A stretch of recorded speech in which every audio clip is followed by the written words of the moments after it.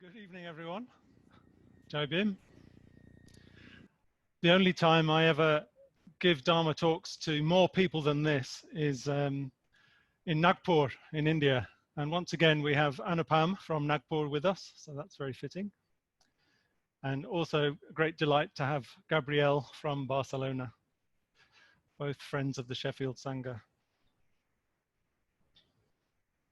So this is the second talk in a series we're running called Dharma for Difficult Times, for obvious reasons. And last week, Vidanya gave a very helpful talk. He told us how this situation is such a good opportunity for strengthening our Dharma practice. And he talked us through how that applies to the practice of ethics, meditation, and wisdom. And then he finished with going through the 4 reminders. And one of those 4 reminders is life has inevitable difficulties. No one can control it all. Life has inevitable difficulties. No one can control it all. And that's where I'm going to be picking up from in this talk. So some words of the Buddha from the Dhammapada. Difficult is the attainment of the human state. Difficult is the life of mortals. Difficult is the hearing of the Dharma. Difficult is the arising of a Buddha. So the Buddha taught very clearly that dukkha, suffering, sorrow, difficulty, unsatisfactoriness is an inherent characteristic of life as we know it, life as we live it. So however much pleasure we enjoy in our life, the fact is that we are all subject to old age, sickness, and death. We all experience separation from what we want and contact with what we don't want. We all experience the disappointment and the frustration that comes when the things and the people we try to rely upon don't last or don't stay the same. And even if none of that were true, we would all still experience that nagging sense of dissatisfaction that comes from knowing that we could become so much more than we are now. So yeah, the Buddha started his teachings with this fact of unsatisfactoriness. He didn't start by teaching a complete, watertight, philosophical description of existence. So in his very first teaching at Sarnath, he started with a feeling that everyone experiences directly. The universal experience of suffering and unsatisfactoriness. So that is the first noble truth, the fact of suffering, the fact of unsatisfactoriness. And thankfully for us, he didn't stop there, because that would be quite depressing, wouldn't it? So some more words of the Buddha in the Dhammapada. Conditioned existence itself is the worst suffering. Knowing this, one realizes that nirvana, enlightenment, is the highest happiness. So the fact of unsatisfactoriness is fuel for our practice, fuel for our spiritual growth. It's a reminder that there's so much more that we could become, so much more that life could be. And of course, he set out in the rest of the Noble Truths the path to reaching that higher happiness. But as well as teaching the fact of suffering, the Buddha also taught the fact that we are all very important to ourselves. We care about our own survival. We look after ourselves. We don't want to suffer. We want to protect ourselves. And this is something completely natural. It's something innate in us, and it's something we hold in common with all living beings. So when dukkha strikes, when suffering strikes, the most natural thing in the world is to have self-concern, is to have concern for ourselves, to become preoccupied with that, sometimes to retreat into ourselves, sometimes to try and make it all go away by consuming more and more, to do whatever we can to shield ourselves from that suffering. The problem with that is that when we do that, we can cut ourselves off from others. We can get lost in our own quite narrow self-concern. It's completely understandable that we do this, but it's also extremely painful. And I've experienced that in my life. The most painful times of my life have been when I have become lost in concern for myself and somehow unable to come out of that and really sort of reach out to others. That's really painful.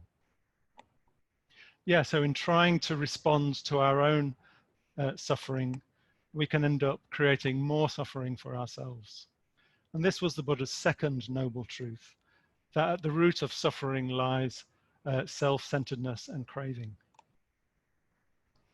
The 8th century teacher Shantideva says this: if one cannot let go of self-concern, one cannot let go of suffering.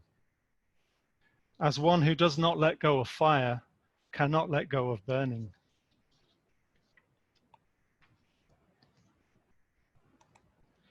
So the good news and the bad news is that we're all in the same boat. Dukkha unites us with everybody else, absolutely everybody else. So if we can connect with others, imaginatively connect, emotionally connect, actually connect, this gives us a chance of generating a strong sense of solidarity with others, of empathy and compassion. We can reflect that whatever we're facing now in this situation, other people are also facing that. So I am separated from my loved ones, I'm separated from my mum, I'm separated from my loved ones in India, so are others. Whatever my emotional response in this situation, other people are also experiencing that. So I may feel anxious about my financial security. Others are also feeling that. Maybe sometimes I feel helpless or lonely. Other people are facing that. And we don't have to look very far at the moment to be quite convinced of this. So at the moment, we've been asked to practice social distancing, a new part of our language. But this doesn't mean that we have to practice emotional distancing. So in this situation, we can actually feel even more connected to others than we usually do. And this can give rise to compassion. So compassion, it's the emotional response when our metta, our loving kindness, comes into contact with suffering. And it's also the practical desire to be of help in relieving that. So yeah, as I say, we don't have to be practicing emotional distancing at this time, but it can be quite tempting to do that. And there's various strategies or tendencies available to us for doing emotional distancing. And they're probably all strategies or tendencies I've used at some point in my life. So one of those is sentimental pity. Sentimental pity. So with this, basically in ourselves, we're okay. We're in quite a good state. Our mental states are good. And from that sort of positive high ground, we can then look down on others suffering. We can feel sorry for them, but we don't actually engage with empathy and with care. It's a sort of removed looking down on others suffering.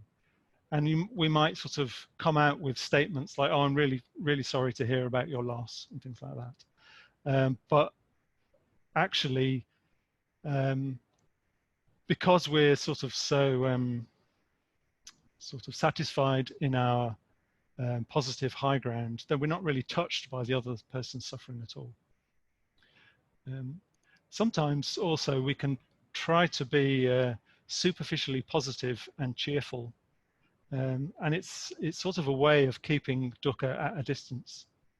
We become so focused on our own positivity that somehow we lose the ability to connect sensitively with those who are experiencing difficulties. Almost as if sometimes we're, through our own cheerfulness, we're trying to bully people into cheering up. You know? So that one's sentimental pity. Another one that might crop up is horrified anxiety. Horrified anxiety. So with a horrified anxiety, in the first place, we might engage with suffering in ourselves, suffering in others. But what happens is we become so strongly affected by that we become emotionally overwhelmed, sometimes despondent. And we can lose our own perspective through sort of entering into someone's suffering and misery. We're drawn into that and we lose our own perspective. And what happens then is that we can freeze and become incapable of being any help at all, actually, in that situation. We might find the situation so unbearable and distressing that we just start to keep our distance from that situation, from that person. So that's another way that we can distance ourselves from suffering. Another one that I've come up with, yeah, the first two are quite traditional. Another one I've come up with is superficial use of the Dharma. Superficial use of the Dharma. So this would be like throwing in well-meaning, quite rational comments about the Dharma. But they're really sort of ways of just avoiding the emotional discomfort of just being in contact with suffering. So our response to someone might be, well, don't forget, everything's impermanent, or, death is a part of life. Death's a part of life, it's always happening. You know, what's different now? In a way, those statements are true, but they've become a sort of a way of us just keeping a safe distance from the discomfort of suffering. A friend of mine in India, quite a few years ago, he suffered the tragic death of his daughter, his only daughter. And yeah, I was phoning him from time to time, and what he said as time went by is that all of these things, he could see all of these things in his friends. So he would get sort of quite glib statements of, oh, I'm really sad for you. Some people would find being around him so sort of difficult that they just had nothing to do for him for weeks on end. Or he might get in a discussion group, someone saying, well, yeah, everything's impermanent. Maybe it's time you went for refuge now, was one that he got. So all this sort of Dharma jargon, which actually was just really unhelpful because it didn't come from a sensitivity. So when he told me this, I just realized what he needed from me was to keep ringing him and be in contact with him and just let him talk, let him share his distress and not try and give him easy answers. And yeah, one more. This isn't an exhaustive list, it's just from my reflections. One, it's a compulsive busyness. Compulsive busyness. So this is quite an obvious one, really. We might find ourselves just keeping ourselves continuously busy as a way of trying to keep dukkha at arm's length. If I keep doing stuff, then I won't allow space for any emotions to rise at all. So these are some of the things we can do in response to suffering. You might be able to come up with others. You could think about that for your discussion groups. Another possible one is overeating, I thought. But anyway. So these strategies, these tendencies, it's not that they're wrong. In a way, they're all understandable strategies. But I think it's good just to notice what we're doing. It's good to notice how any tendency that we have to try and avoid the discomfort of the fact of suffering. So Sangha in his book, Crossing the Stream, wrote this: if we think that following Buddhism means avoiding painful and uncomfortable experiences, we are making a huge mistake, because in doing that, we are cutting ourselves off from others in an effort to feel okay ourselves. So this is the challenge. And I think it's a challenge we're particularly facing at the moment. How to stay connected with all of this difficulty and suffering that's going on, our own or others, without feeling overwhelmed, without feeling horrified, without feeling despondent, without cutting off. When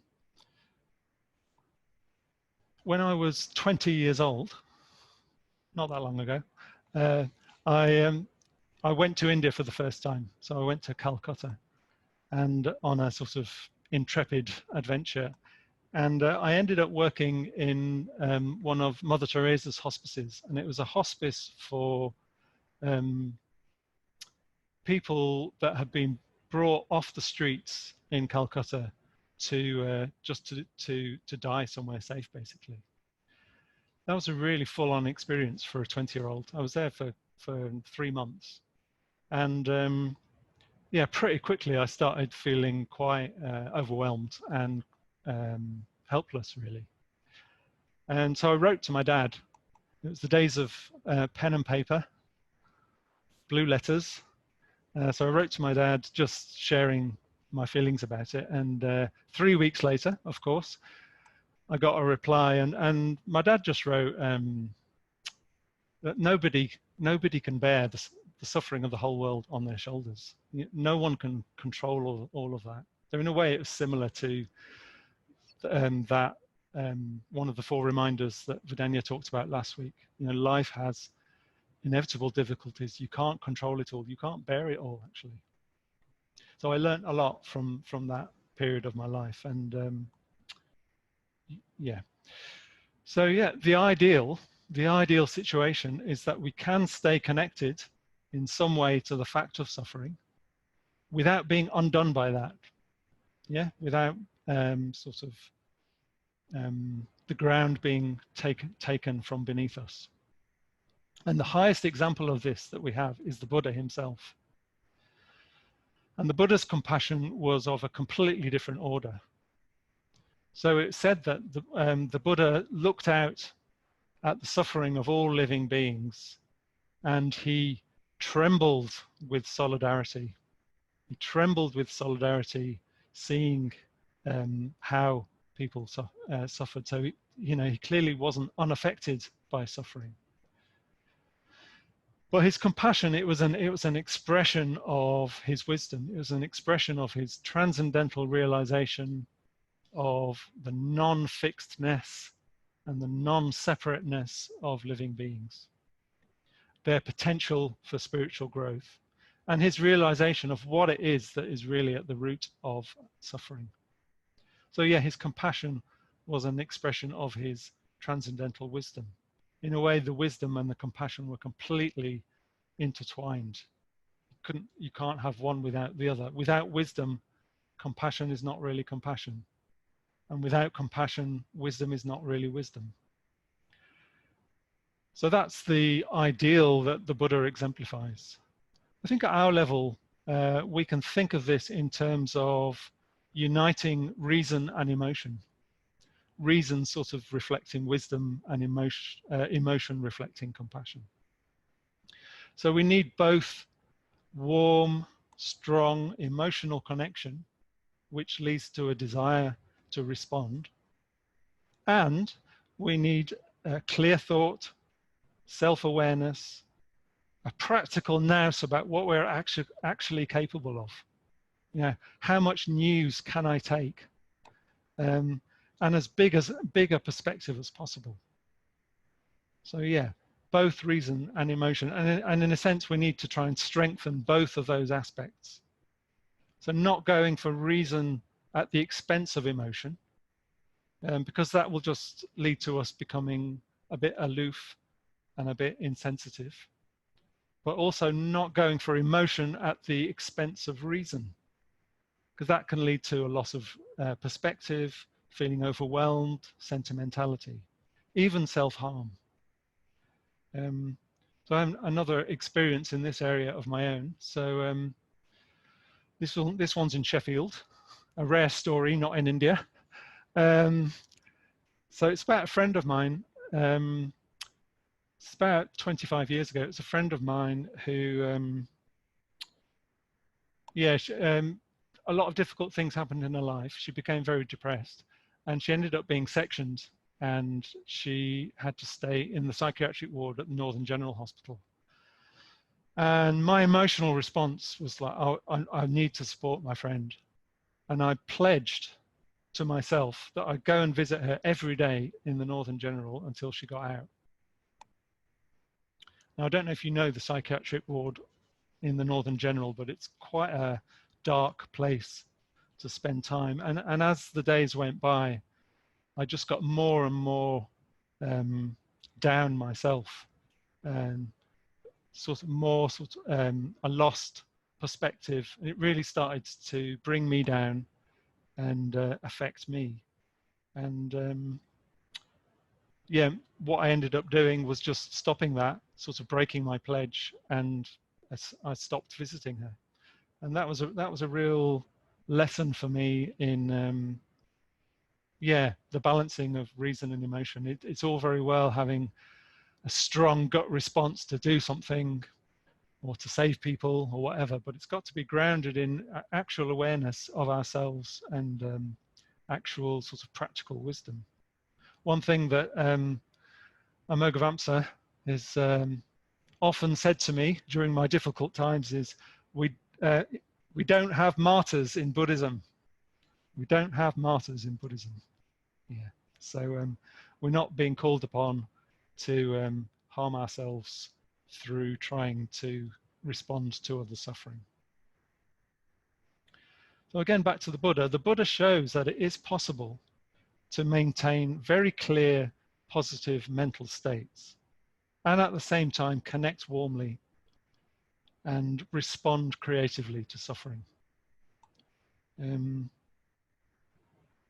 He sort of shows us that very, very skillful positive states of mind can coexist with connection with suffering, even with a sort of tinge of sadness because of that.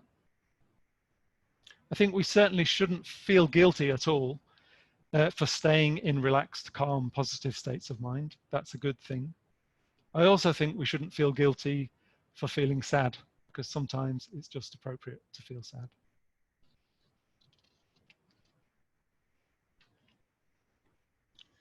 So one example of the Buddha's compassion in action, a specific incident. This is an incident that took place in the city of Shravasti in North India. And the Buddha used to spend the rainy seasons in the city of Shravasti, on the edge of the city. And there was a young woman who lived in Shravasti called Gautami. So she was a young woman, and she was from a very poor family. And consequently, she was quite undernourished and very skinny. So the people in the city used to call her Kisa Gautami, which means skinny Gautami. But one day when she was a young woman, her fortunes changed. So she got married to a rich young merchant. So she married above her station. And unfortunately, her husband's family weren't very pleased about that, because they weren't pleased that their son had married beneath himself. So it wasn't a particularly happy marriage to start with, but then her fortunes changed again, and she gave birth to a boy being the greatest treasure in Indian culture. And she became accepted because of that by her husband's family. And she started to lead quite a happy, settled life. But then tragedy struck. Her baby son fell ill and died. And at a stroke, she lost everything. She lost her son. She lost the acceptance of her in-laws. She lost the affection of her husband. And she went completely mad with grief. And she just couldn't accept what had happened. So she picked up her dead son and went around the city carrying his body from house to house, asking people for medicine, please give me medicine. Please bring back my son. And of course, people would be very uncomfortable with this, would shoo her out the door and send her on. Until she met one kind old man who directed her to the Buddha, who was staying in Jeta's Grove. He said, go and see the Buddha. The Buddha is the best physician in the city. He's the best physician in the city. So then Kissa Gotami went to see the Buddha, and she asked him the same questions. Please give me medicine. Please bring my son back. The Buddha didn't push her away in discomfort. He said, yes, there is something that I can do, but first I'll ask you to do something, which is to bring me some mustard seeds. So Gotami was pleased to hear this, because the whole of North India is awash with mustard flowers and mustard seeds. She thought that would be really easy, but before she left, the Buddha said, and there's one more thing I'll ask of you. Those mustard seeds should come from a house where nobody has died.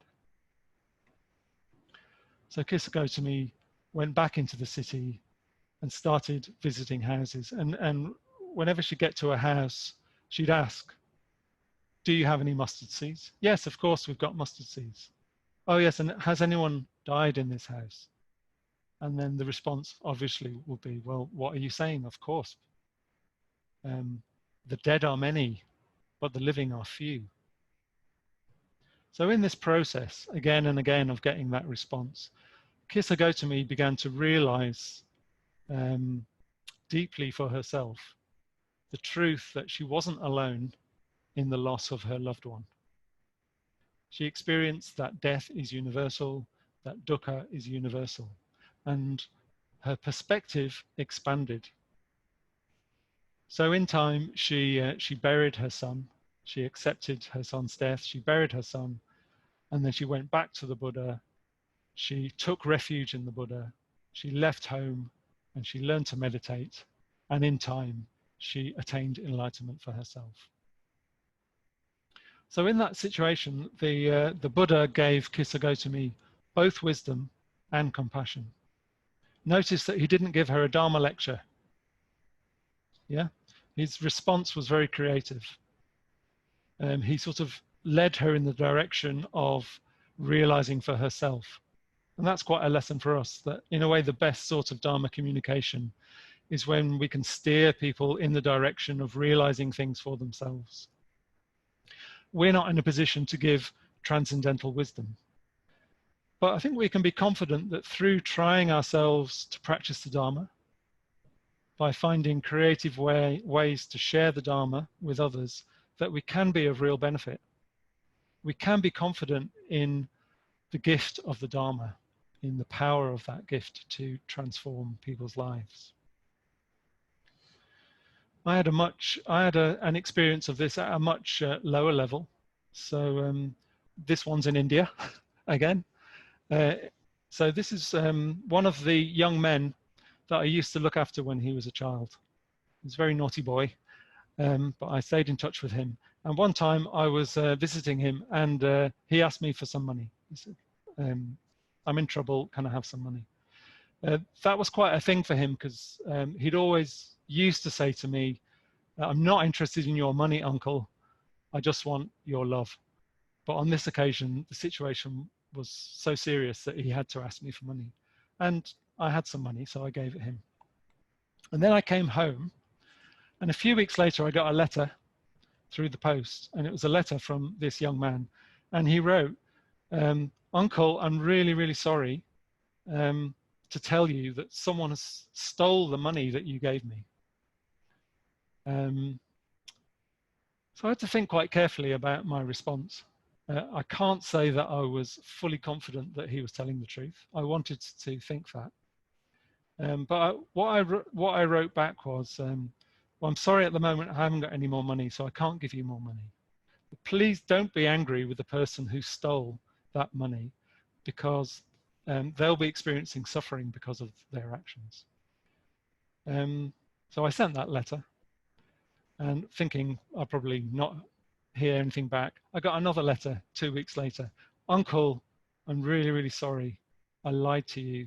I feel really ashamed. I'll never do that again. I don't want to lose your love. And when I heard that, I was just overjoyed. I was overjoyed because I realized that the whole series of events had led him to realize something for himself, which was that his connection with me was far more important than money, and of course that actions have consequences. Okay, I'm just about coming to the end. So yeah, compassion isn't something that we can create directly. It arises in dependence on conditions. It arises when we strengthen our positive emotion, our metta, as well as develop and strengthen our awareness, our mindfulness. And when we allow that metta and that mindfulness to come into contact with suffering, our own or other suffering, then compassion arises. So yeah, cultivating metta, it's a crucial condition really for allowing compassion to arise. Metta could be described as a wise emotion. It's an emotion that reflects reality. It reflects the way things are. It expresses in emotion the intellectual idea of interconnectedness. In the metta bhavana, we begin to see that we're all important to ourselves. We see that we all face difficulties. We all long for deeper happiness. We also see that we're all changing, growing beings, that we're all living processes of becoming really, rather than beings, and that we're all conditions in each other's process of becoming.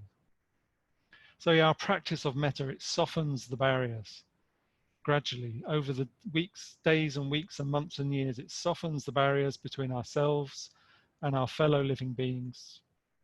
It bridges the gap between self and others. And of course, this isn't just something for the meditation cushion. Whenever we become aware of suffering, including our own, we can just look for that attitude, that response of kindness, patience, understanding, compassion. And we can look for that sense of connectedness with all living beings. And I'll just finish with some more words from Shantideva, which really sum up this compassionate attitude and the wisdom that underlies that. I should dispel the suffering of others because it is suffering just like my own.